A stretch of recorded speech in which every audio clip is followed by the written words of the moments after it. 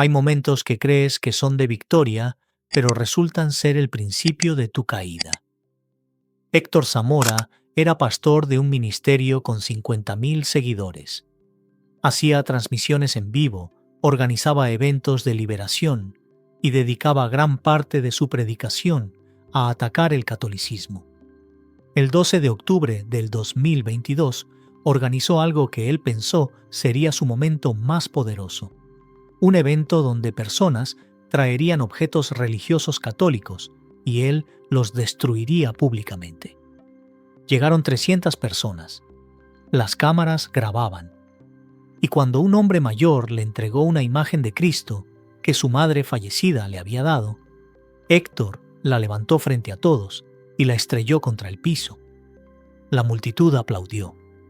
Pero esa misma noche, en el silencio, Dios le hizo una pregunta que lo destruyó por dentro. Y comenzó un viaje que le costaría su ministerio, su reputación y todo lo que creía saber. Esta es su historia.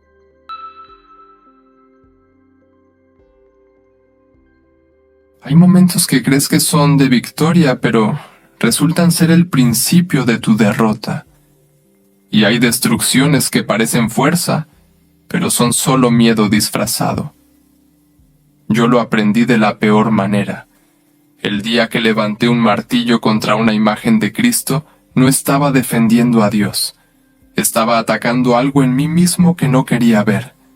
Y esa misma noche, en el silencio de mi habitación, Dios me mostró la verdad de una forma que jamás olvidaré.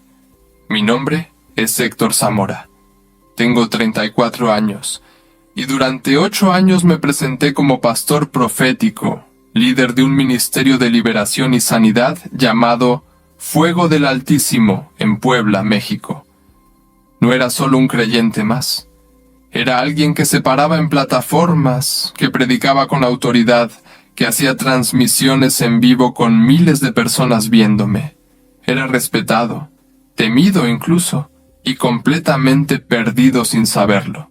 Crecí en una familia pentecostal tradicional. Mi abuelo fue pastor, mi padre diácono. Desde niño escuché que los católicos estaban en error, que adoraban imágenes muertas, que María era una idolatría, que los santos eran demonios disfrazados. Lo escuché tantas veces que nunca lo cuestioné. Simplemente lo acepté como verdad absoluta. A los 19 años tuve una experiencia espiritual intensa durante un retiro juvenil. Sentí el fuego de Dios, como lo llamábamos. Comencé a profetizar, a orar por sanidades, a expulsar demonios. Y la gente respondía. Veía resultados, testimonios, personas llorando, liberadas, transformadas. O eso creía. A los 26 años fundé mi propio ministerio. Alquilamos un local, compramos equipo de sonido, abrimos redes sociales. En 2 años teníamos 200 personas cada domingo y casi 50,000 seguidores en YouTube. Yo era el pastor Héctor, el profeta Héctor, el hombre de Dios que no tenía miedo de decir la verdad aunque doliera. Y una de mis verdades favoritas era atacar el catolicismo. Hacía videos enteros sobre eso. Los ídolos del catolicismo. María, la gran mentira. ¿Por qué los católicos no son salvos? Los títulos eran agresivos, polémicos, y funcionaban. Los números subían, los comentarios explotaban. Católicos enojados, evangélicos aplaudiéndome, debates interminables, y yo me alimentaba de eso. Creía que era valentía, que era celo por la casa de Dios, pero era ego, puro ego espiritual. El punto de quiebre llegó el 12 de octubre del 2022. Organizamos un evento especial llamado Noche de Liberación, Guerra contra la Idolatría. La idea era simple pero impactante. Invitaríamos a personas que quisieran renunciar públicamente a sus objetos religiosos católicos, rosarios, estampitas, imágenes, y los destruiríamos en vivo como acto de liberación espiritual. Pensé que sería poderoso. Un testimonio viral. Una declaración profética contra el enemigo. Llegaron como 300 personas esa noche. El lugar estaba lleno. Las cámaras grabando. Yo vestido de negro, con mi Biblia en mano, listo para mi momento. Varias personas pasaron al frente con sus objetos. Una señora mayor trajo un rosario de su abuela fallecida, llorando pero decidida. Un joven trajo una imagen de la Virgen de Guadalupe que tenía desde niño. Otro hombre trajo un crucifijo que había estado en su familia por generaciones. Y yo los recibía, uno por uno, con solemnidad falsa. Oraba en voz alta, reprendía espíritus de idolatría, y entonces los destruía. Quebraba las imágenes con un martillo, cortaba los rosarios, rompía las estampitas, y la gente aplaudía. Gritaban, ¡Amén! ¡Gloria a Dios! ¡Fuego! Hasta que llegó el último objeto. Un hombre mayor, quizás de 60 años, con ojos llorosos, se acercó con una imagen pequeña de Cristo crucificado, de porcelana, antigua, con detalles delicados. Me la entregó temblando. Mi madre me la dio antes de morir, dijo. Me hizo prometer que siempre la cuidaría. Pero usted dice que es pecado, que Dios no quiere esto. Así que hágalo usted, destrúyala.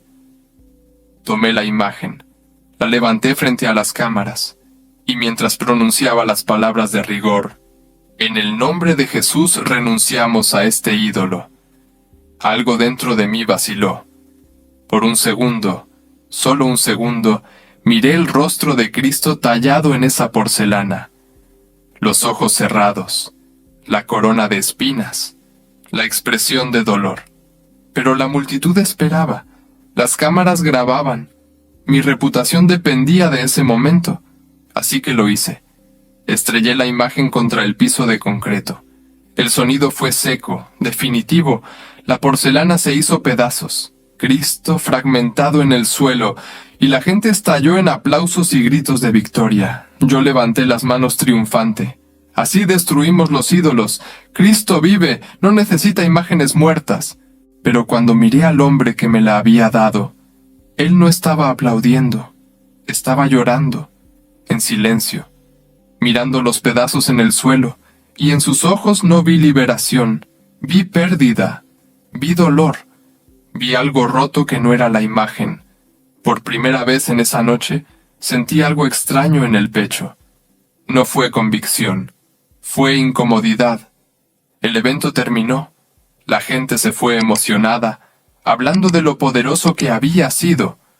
Subimos el video completo a YouTube esa misma noche. En 2 días teníamos 100,000 vistas y miles de comentarios.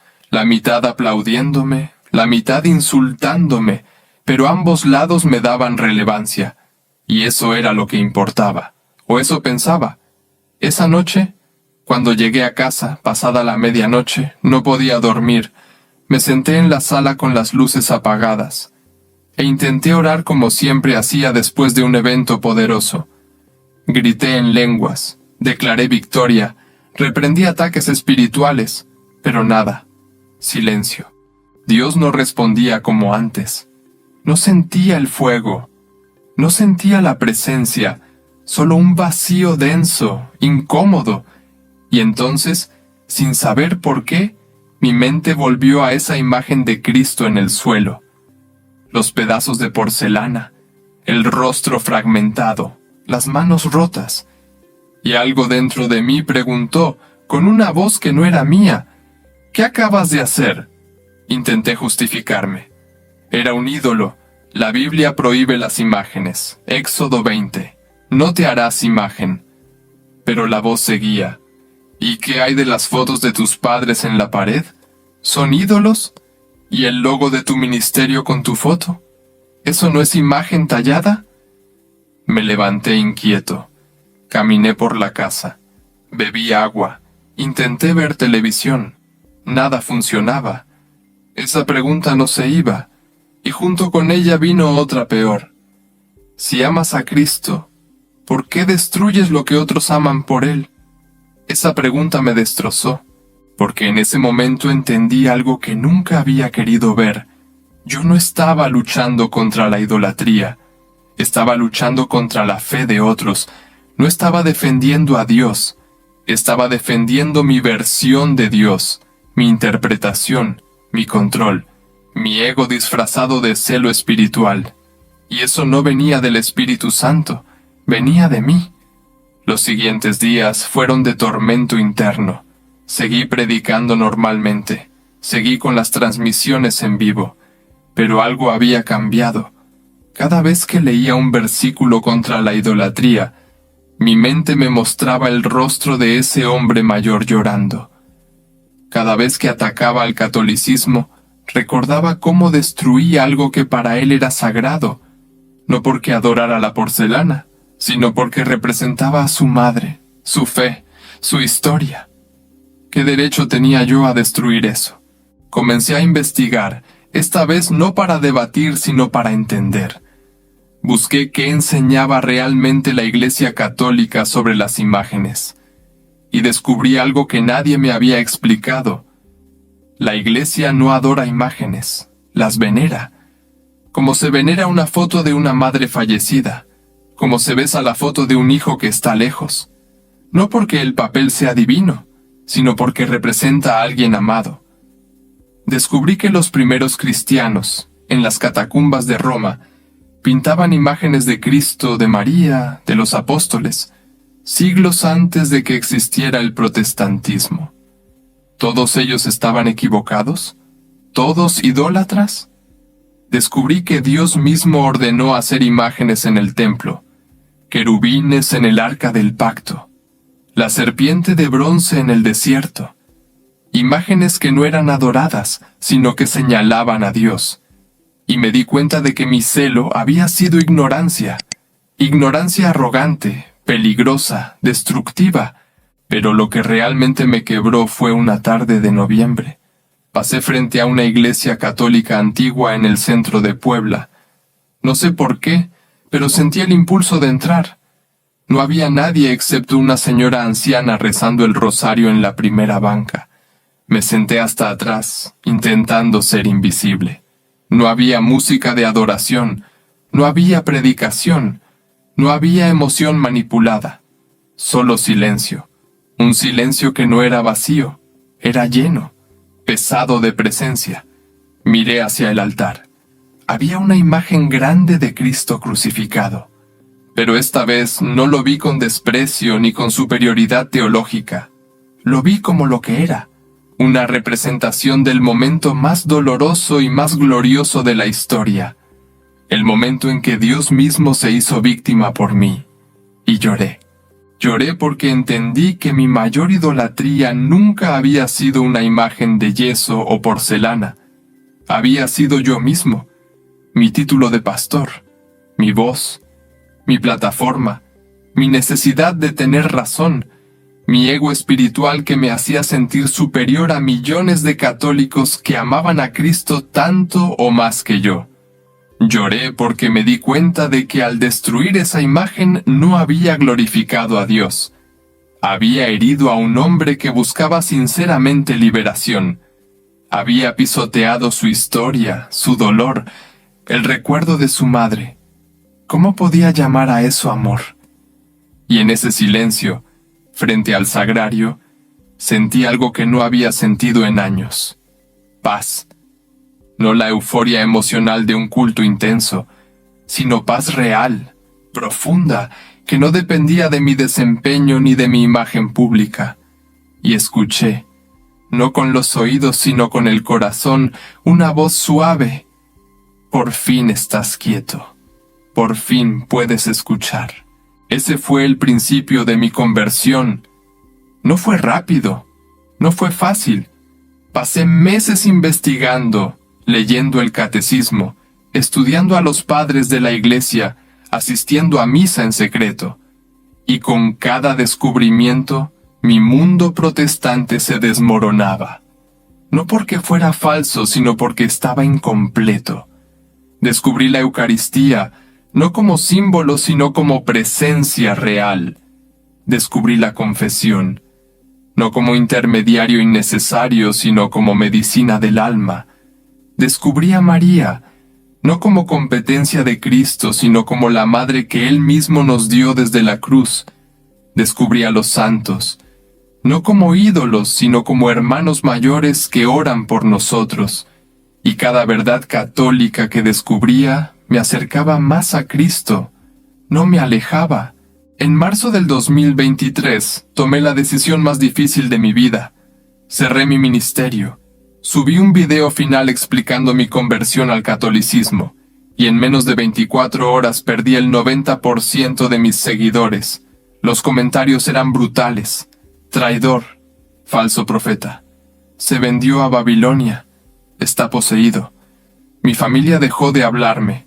Mi padre me dijo que había deshonrado el nombre de nuestros abuelos pastores. Amigos de años bloquearon mis números. Quedé solo, sin ministerio, sin plataforma, sin identidad pública. Pero por primera vez en años tenía paz. Entré al proceso de Rica. Aprendí a rezar el rosario, ese objeto que antes destruía, y descubrí que era meditación profunda en los misterios de Cristo. Aprendí a ir a confesión, a humillarme ante un sacerdote que actúa in persona Christi.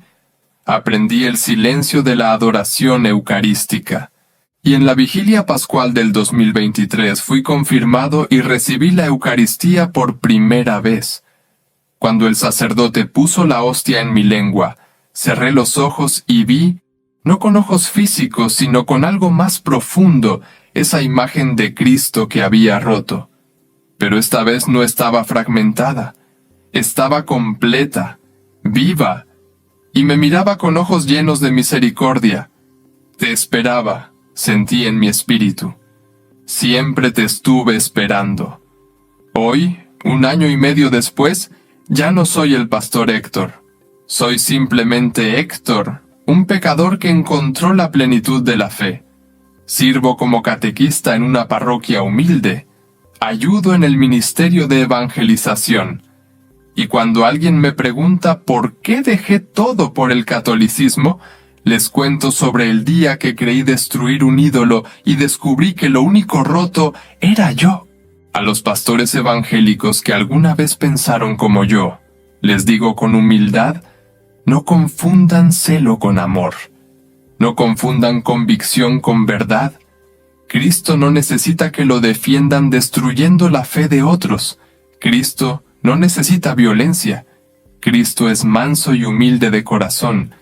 Y si de verdad lo buscamos, Él nos llevará a la plenitud, aunque esa plenitud nos cueste todo lo que creíamos saber. Mi nombre es Héctor Zamora. Tengo 34 años. Y estoy agradecido de haberme convertido al catolicismo. Destruí una imagen de Cristo creyendo que lo glorificaba. Pero fue Él quien me destruyó a mí, mi orgullo, mi autosuficiencia, mi ego religioso, para reconstruirme en la verdad.